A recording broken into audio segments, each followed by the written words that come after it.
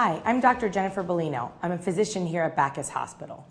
As many of you know, in the news, our Secretary of State, Hillary Rodham Clinton, had been hospitalized with a blood clot.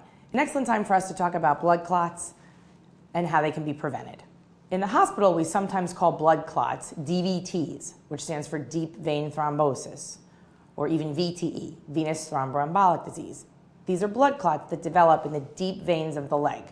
They're a much more serious condition than varicose veins, which are veins that are superficial and on the outside of the skin, which don't cause a lot of harm. Folks have heard about DVTs often. These blood clots can develop often in the legs and the calf. They can make your legs swollen, red, and painful.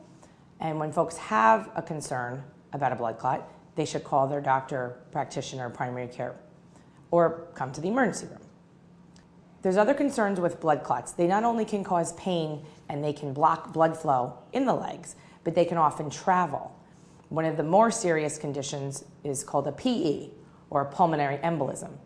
This results when a blood clot that was in one of the deep veins of the leg travels up to the lungs, and it causes problems with the circulation in the pulmonary system of the lungs.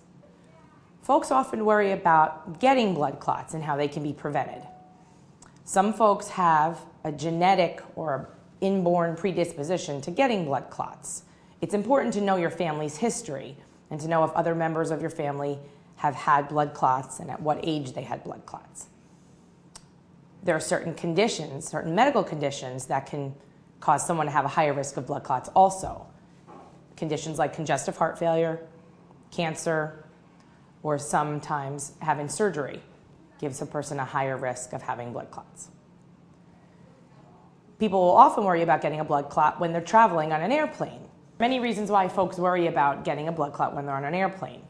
They're sitting down for a long period of time, so a prolonged session of immobility. One of the best things you can do while traveling on an airplane is to try to get up and walk around and move your legs as much as possible.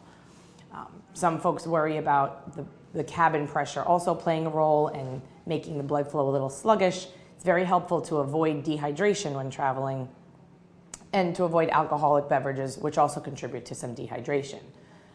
One of our pulmonary doctors, Dr. Setu Vora, has led an initiative to help us reduce the risk of blood clots here at Backus Hospital.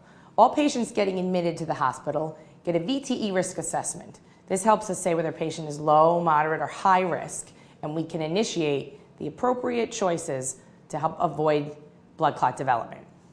Many times folks will have compression devices, so boots on their legs that are hooked up to a machine that blows them up and that helps the blood circulation in the leg. Oftentimes we also employ the use of different medications that are usually injected into the skin of the belly, and those medications also help the body from causing blood clots. We also want people up and out of bed as much as possible because mobility, we know, helps prevent blood clot formation. If there is a blood clot, however, there are also very good medications to help treat this. Your body does naturally dissolve blood clots on their own, but the medications help dissolve the blood clot in a quicker fashion to avoid any long-term effects. So many folks have heard about different injectable medications, heparin, enoxaparin, and oftentimes people are on warfarin or Coumadin that they take on a long-term basis by mouth. And those medications are monitored very carefully.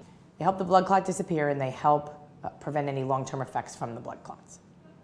Blood clots are a treatable condition, but they are very serious at the same time. If you have any concerns that you may have a blood clot, don't hesitate to call your doctor or healthcare professional. If you have any questions, you could also always go to the emergency room or call.